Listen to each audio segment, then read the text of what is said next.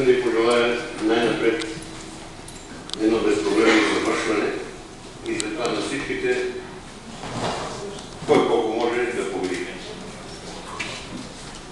Давам думата на ред директора да си каже неговите забележки или да имате въпроси към мен и към него.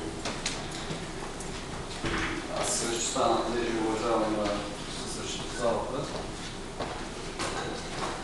Значи, благодаря на поканата от страна на директора на състезанието,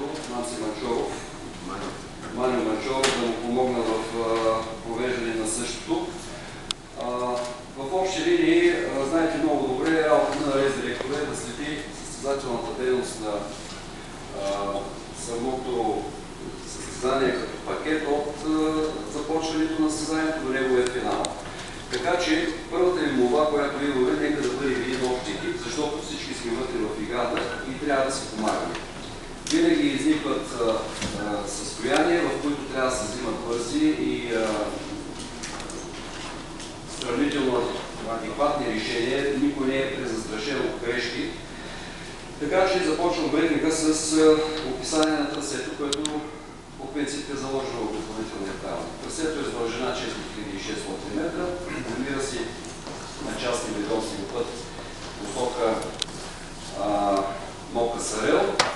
Старта е в непосредствена близост до сервизният парк, така че там удобства в това отношение имате огромни, защото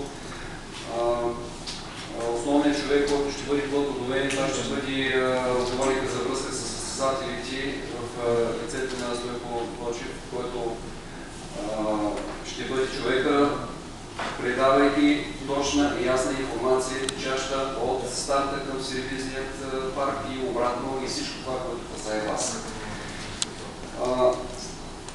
От последните 5 състезания, които са се провеждали, планински състезания, винаги е имало проблеми с спазване на правилниците, така че аз искам да обърна внимание на някои по-специални неща, които в голямата си част избягват от